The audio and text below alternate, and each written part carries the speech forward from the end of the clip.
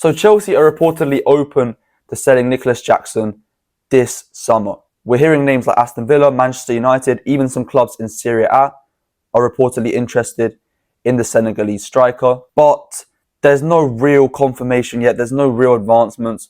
But it's definitely, something to watch out for and keep informed about. Look, this video, I wanted to make a video pretty much just summing up my thoughts, my analysis on Nicolas Jackson and his first 2 seasons at the club. Now that we're in pre-season and I don't really have any recent form affecting my bias, whether it be good or bad, I can kind of just look at it at face value at his 2-year resume at the club and just kind of be fair and also be harsh at times and just genuinely give you my honest thoughts on whether we should keep, sell him, or what price we should be asking for him, what he's worth.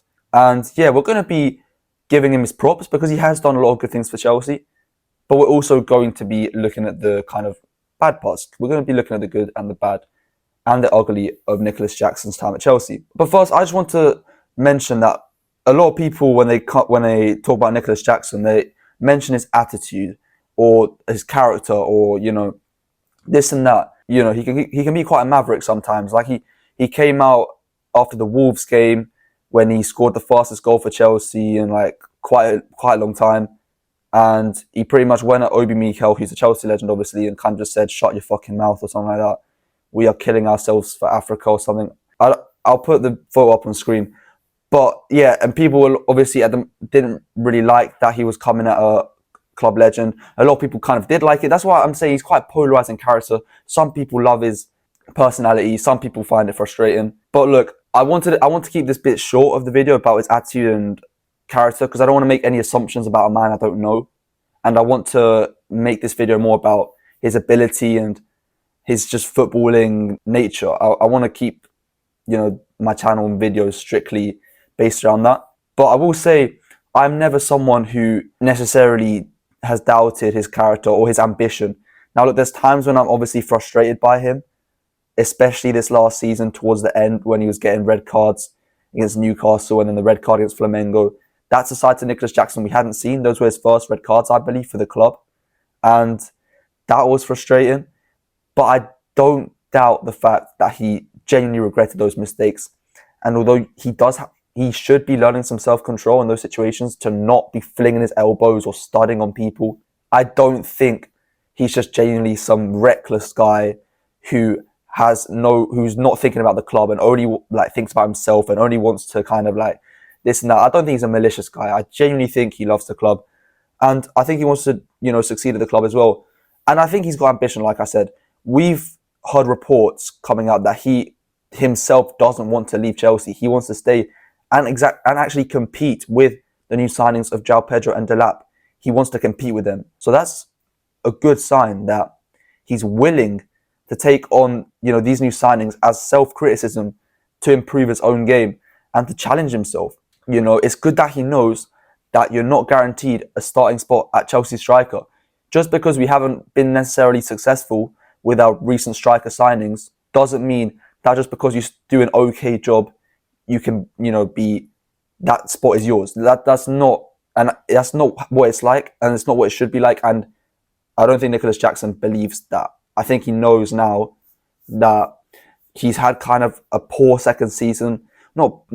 Just maybe not really a good second season, let's say. And he's realized that, look, I do need to step it up or my spot is at risk. That is how football works.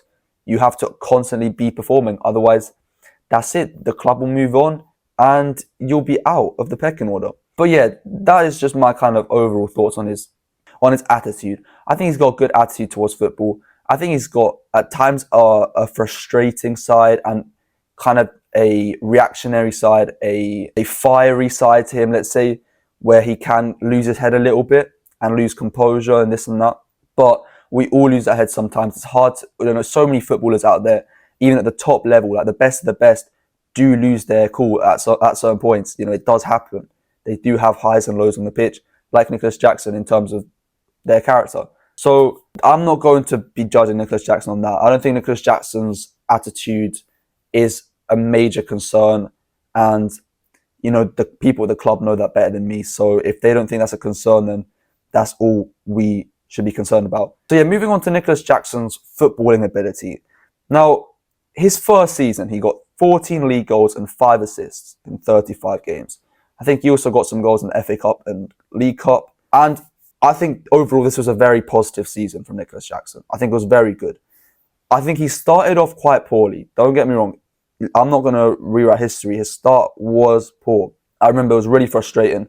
I think he had 1 goal in like the first 6 or 7 games, which was against Luton. And then he was missing easy chances against Bournemouth. I mean, I'm sure all of you remember that chance where he like kind of runs down the left-hand side of the box. It's a tight angle, but he goes for the shot and he just completely miskicks it. And it goes into like row Z, but it's not even near the goal. I'm sure you've seen what clip I'm talking about. There were chances in that same game. He gets a ball to his head and it feels like he doesn't even expect it. It came from across from his own teammate and he just kind of stands there and just lets it hit his face. He puts no effort into the header and then it just kind of ricochets into the keeper's hands. Against Nottingham Forest, like just a few games apart, he had another easy chance to, I think, equalise in like the latter stages of the game where he just lifts it over the bar from like 6 yards out. He did have these misses and he has had them, to be honest, throughout his time at Chelsea. But that start to the season was very frustrating. And look, the whole team was not great at the start under Poch, but it was the Tottenham game which started to kind of change momentum into Chelsea's favour, and you know the players as well. They started to pick up performances, and it's also when Cole Palmer started to enter the team, which of course also helps. But the hat-trick, we have to talk about the hat-trick against Tottenham. Now this game is funny because if he didn't get the hat-trick, heck, if he didn't got one goal, people would look at that performance as a generational stinker. Some people still do. I think if you ask a lot of Prem fans, what is a performance where a player had a hat-trick but they actually didn't even play that well, people would say that performance against Tottenham from Nicolas Jackson. Because obviously we all know the conditions. Tottenham were down to 9 men. It was 1-1. Tottenham kind of gave up on scoring. They just let Chelsea have the ball and they played that high line on the pretty much halfway line, trying to just pretty much play Chelsea attackers offside. Now, the amount of chances that Nicolas Jackson had from this high line being played, I can't count. I couldn't count. It genuinely multiple, like at least 4 or 5 chances that this guy had on a plate and he just completely scuffed it or completely mishit it or just didn't strike the ball with enough confidence. Whatever it may be, the guy was not finishing his dinner at all. And it was so frustrating because that game was literally ours. It was so ours. It was so ours. There was no alternate reality where that game we didn't win it. But I felt like we were in that alternate reality because Nicolas Jackson, just nothing was going his way. And then look, last 10 minutes of the game, he finally gets his act together, finishes 2 pretty easy chances, and the last one for the hat-trick, goes around the keeper and does well. And look, you can't say, I don't think he had a bad performance because a striker can't score a hat-trick and have a bad performance. I'm sorry, you can't. And his hat-trick won us the game. You know, it would have been 1-0 without him. So, although maybe with a different striker, he could have scored 5 or 6. But look, this was at least a sign that Nicolas Jackson can score goals. Whether it might be inconsistently, he can do it. And it was definitely a confidence booster because I think literally the game after that, he scored against Man City as well in that 4-4 thriller. And I think his goal was actually to make it 3-2 to Chelsea or maybe 3-3.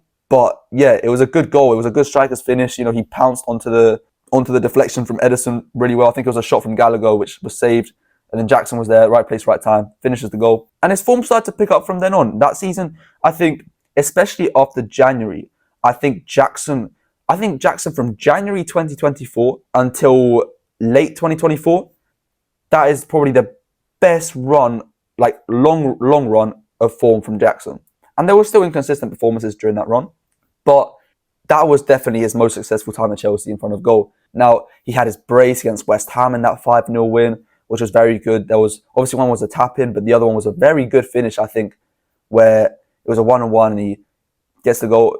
It's a 1-on-1. See, this is the thing. Jackson doesn't score pretty goals necessarily. He doesn't score goals which I can describe to you using adjectives and similes and this and that. The goals he does score are goals that he kind of should score. And that's the thing. He could literally have 20 goals a season because his positioning is great, his movement is great, but his finishing isn't. And again, that has been the most frustrating thing with Jackson. People might even say his natural position is a winger because he just doesn't finish enough. But look, end of that season, like I said, had some good goals, had some good performances. In the FA Cup, I think it was against the Leeds. He scored a great goal there.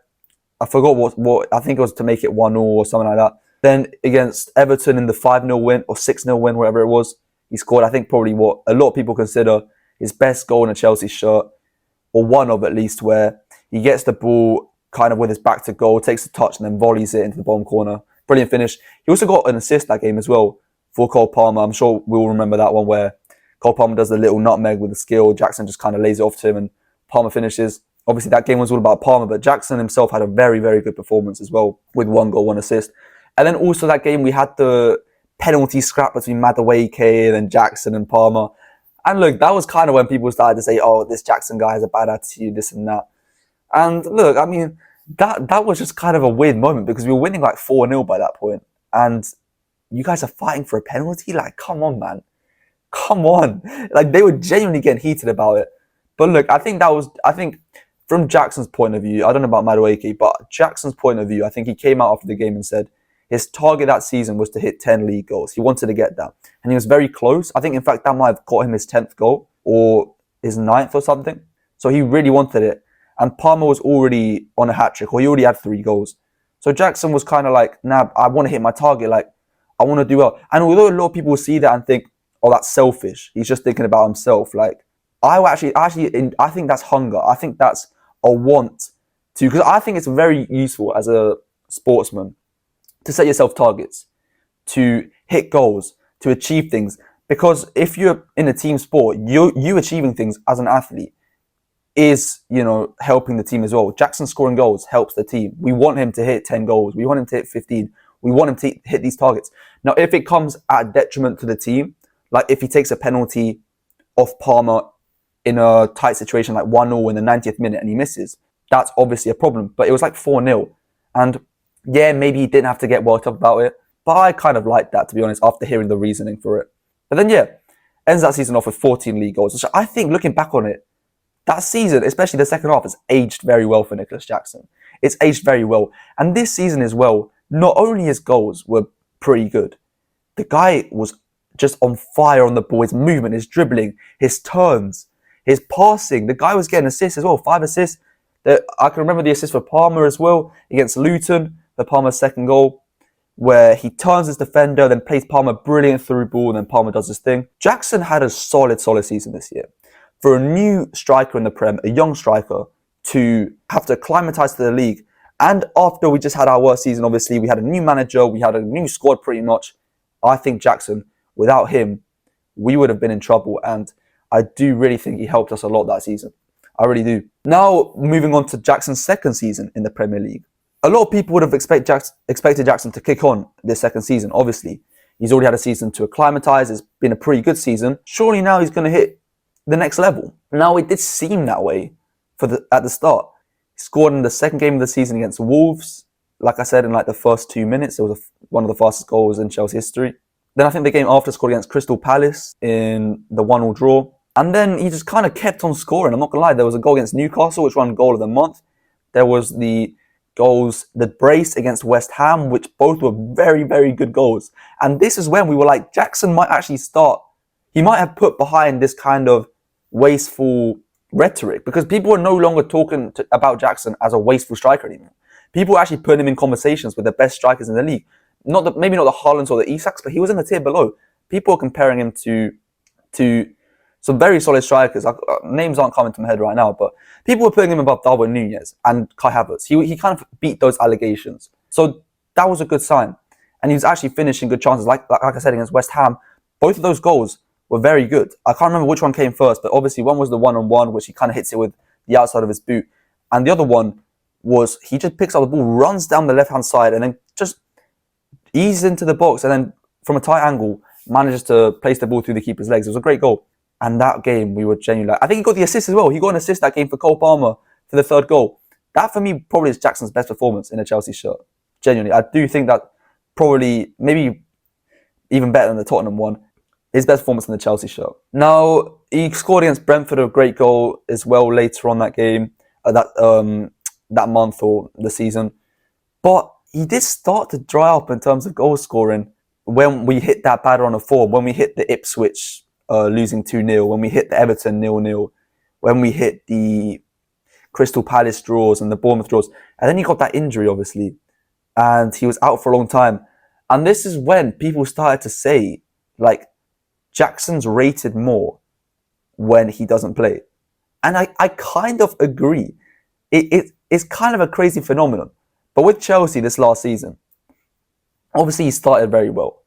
But then when he went on a really bad run of form, when the whole team did, to be fair to him, in terms of goal scoring, and he was missing chances again, Chelsea fans and fans in general were starting to kind of put him back into the Jackson at the start of his Chelsea career sort of category, where he's just a wasteful striker who you can't rely on to score goals, you can't win a title with, you can't challenge for trophies with.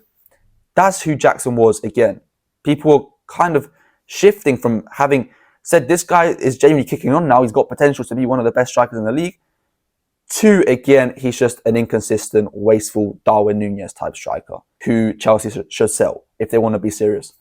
And then when he got injured and he was out for like a month or two, like quite a long time, again, Chelsea was still going through a rough patch. Cole Palmer wasn't scoring, which for me was the biggest detriment. And we obviously didn't have a natural striker because Nkunku wasn't great up top and Gueye was also injured. People were starting to say, we took Jackson for granted. Like, we need Jackson back so badly. We need a striker back. We need Jackson. We need Jackson. Jackson would be scoring this. Jackson would be doing that. Jackson would be helping with this. And it's crazy because we had just been like criticizing him like crazy for just the past month. And then when he's injured for 2 months, we just kind of put that out the window and we're just praising him again. Then he comes back, scores, I think, on his first game back outside of the box against Everton, which I said his goal against Everton the season before was arguably his best goal. I actually think this goal was his best goal, where he was just outside the box. I think his only goal outside the box for Chelsea, where obviously he just picks up the ball, turns, and then just slaps it bottom corner. It was a crazy finish and something we haven't seen Jackson do. And I was like, wow, we were right. Like, yeah, we did need Jackson back. That was the problem. And obviously that was the only goal that game. We won the game thanks to that goal. But then that was his last goal of the season. He didn't score after that, didn't score after that, didn't score after that. And then just got sent off against Newcastle and missed the rest of the season, the last 2 games. And that red card against Newcastle was really bad. It came at a really bad moment. It was not only just a reckless challenge, but there was no thought process behind it, because he should have been much more careful knowing that we don't have a striker, but also if we lose this game, we lose to Newcastle, who then go above us in the league, who then are also challenging with us for the Champions League spot. And without a striker for the last 2 games, we are in trouble, especially against Nottingham Forest, who are also challenging for Champions League spots. So that was a really frustrating moment. And it was a confusing one. And then the Club World Cup, he comes back, and it's tough because it's at the same time we signed Delap. So then he starts the first game with a Delap, and then Delap comes on for him, and then gets an assist. Then Jackson in the second game's benched. And then when he comes on for Delap, he gets sent off like a minute after. And I think that was the last minute Jackson played in the Club World Cup. I'm pretty sure. He might have come on late in some of the other games. So I think that was the last minute he played, because then João Pedro came in. And it seems as though that might now be the last game he plays for Chelsea. And it would be a shame if it is, because it doesn't sum up his career at Chelsea well enough. Also, I forgot to mention his goal in the Conference League final as well. So obviously, he came back, scored against Everton, didn't score for the rest of the Prem season. But in the Conference League final, where obviously he wasn't suspended because Premier League and UEFA, but he gets the goal to make it 2-1. It's a very important goal. But it's also a very Jackson goal, where Cole Palmer obviously has a moment of magic, puts in a brilliant cross. And we all think Jackson's, headed it well, he's finished it well. We see the replay. The guy, it doesn't even touch his head. It's like hit his chest and got in, but he's tried to head it. It's just a Jackson goal. And look, like I always say this, if it goes in the back of the net, I don't care. Like, I genuinely don't care. If he missed that, he would have looked like an idiot. And he has missed chances like that. But it goes in. So you cannot really blame him for that. But it does sum him up quite well. But yeah, that would have been more of a better way or better note to end on, like, his Chelsea career on. But look, looking back on this whole Jackson Chelsea career so far, I honestly think it's been successful. We signed him for around 30 million, unproven striker, only had 1 decent season at Villarreal. And the guy has scored goals. He has scored goals, double figures in 2 seasons in a row, with 5 assists in each of them as well. It's not a bad return at all. This guy formed a great partnership with Palmer at many times. Like I said, from the start of 2024 to the end of 2024, those two were one of the best duos in the league. I think for the start of this season, them two were by far the duo who had the most goal contributions contributing to each other in the Prem. So that partnership has been great to see. And although it has obviously dried up and there have been points where it hasn't worked out, and obviously Jackson has been inconsistent, I do think it's been a successful time. That being said, I would not rule out selling him, and I also would not rule out at all playing Delap or João Pedro ahead of him next season. I do think he hasn't done enough in this second season to warrant starting another season up top, because he scored 4 less goals than he did in his first. And that's not really what you want as a young striker, to be going down. And I know he's had injury issues and suspension, but it doesn't really matter. He still hasn't finished chances at the time of the season. I remember a game against Bournemouth. And this was a game that summed up Jackson very well as well. And correct me if I'm wrong, but I'm pretty sure these were both in the same game. I'm pretty sure. There was a chance where Madueke does I don't really want to praise Madueke right now because he's just gone to Arsenal, but I have to because this was great. He makes a great run past 2 or 3 defenders, finds his way into the box with a perfect cutback for Jackson. Granted, the cutback wasn't amazing. It did bobble a little bit, but Jackson is like 10 yards from the goal. 10 yards from the goal, like max. And what do we think happens? He miskicks it, maybe down to the bubble, but he doesn't help himself. And it just goes flying over the crossbar. And the Chelsea players can't believe it. And he can't believe it, obviously, but yeah. And then that same game, he provides probably one of the best assists I've seen in at least last season for Cole Palmer in that same game. He picks up the ball on the halfway line, if not in his own half, turns his man, drives past a bunch of defenders, and then plays a brilliant ball to Palmer, who, just does Palmer stuff and finishes it off. But yeah, that assist was so impressive. And that's the thing. This guy is an elite. Yes, I'm going to say elite. He's an elite dribbler. He's got elite ball movement. And he's got good in-game IQ. He knows what he's doing. But it's just that end product that's never really been there on a consistent basis throughout a whole season. It's not. And that is what tells me, or what, kind of gives me the feeling that if Jackson was to go, is that really a big loss to Chelsea? My issue is now, can Delap and João Pedro score on a consistent basis, on a more consistent basis? Because none of them have actually scored more league goals than Jackson in a Prem season. Delap obviously 12 last season and João Pedro 10 were more than Jackson, but Jackson got 14 in his first year. So that is my concern. But we do need a striker more consistent than Jackson. But I do want to say, if this is it for Jackson, if his career is done at Chelsea this summer, I do want to say that he did give his all for the club and the badge. And he did have good moments. More good than bad, let me say. Let me say more good than bad. I think he did. I don't think we qualified for Europe under Poch without Jackson. I don't think we necessarily maybe win the Conference League without Jackson. Maybe that's more of a outlandish statement because he didn't really play in the knockout games or the group stage games. But, I think he has delivered a lot of moments. I don't think we even qualified top 4 this season without Jackson. Let me just say that. No, that is a given. If we don't have Jackson for the first 4 months of the season, we don't qualify for top 4. That game against Brentford, where he scored, would be 1-0. Sorry. Obviously, the game against West Ham would have been 0-0 because he got 2 goals and an assist. The game against Palace on the 3rd game of the season would have been a 1-0 loss. And I could probably keep listing off. Against Newcastle would have been 1-0. So he has, and against Everton as well, like I said, at the end of the season, would have been 0-0. So, yeah, he has helped us a lot. A lot. Let me not downplay that. But on the other hand, if he'd been on it on some days, we could have actually won trophies. We could have done more. Like, for example, against Liverpool in the Carabao Cup final, the guy was so wasteful. So wasteful. In the FA Cup semi-final of that same season against Man City, we would have been in the final against Man United if he could have finished his dinner. He had so many chances, man. So many chances. So many chances. The one way he goes around the keeper and then just doesn't even shoot. He did that again this season against Man City. There's been so many times where this guy goes around the keeper. You think he's got an open goal and he just either plays the most unpassionate shot you've ever seen in your life with no conviction, or he just doesn't believe in himself to score and plays it back to whoever's in a better position. So he is a striker who I think maybe just lacks a bit of confidence in himself, lacks a bit of self-belief in the final, in the end product stage, in the final third. But yeah, he's had his highs, he's had his lows, like a lot of Chelsea players in modern history. But comparing him to other strikers, I haven't done a Chelsea striker tier list, but it's something I'm thinking of doing. I'm not really going to spoil where I'd put him, but I do think he has been in the better echelon, in the upper echelon of Chelsea strikers in modern history. Definitely. That is a 100% certainty. So yeah, Nicolas Jackson, man. If this is it, it's been a good ride. You've been a good servant to Chelsea. I think we'll look back on you with good memories. That goal in the Conference League final being probably the biggest one. Patch against Tottenham as well. But yeah, man. Thank you, Nicolas Jackson. But look, obviously he's not gone yet. So if he doesn't go, again, I wouldn't be too displeased. I'll be happy to see him in the squad next year. Just maybe not starting. But again, you can't write him off. He could just become our best striker next season and then re-earn a starting spot. But we'll see what happens. And yeah, that's all I can say. I can't predict the future. Thank you guys for watching. Like and subscribe. Notifications on. Let me know what you guys think as well about where Jackson should or will end up by the end of the transfer window, whether he'll stay, whether he'll go, who he should go to, United, Aston Villa, Serie A maybe back to La Liga. And yeah, I'll see you in a bit.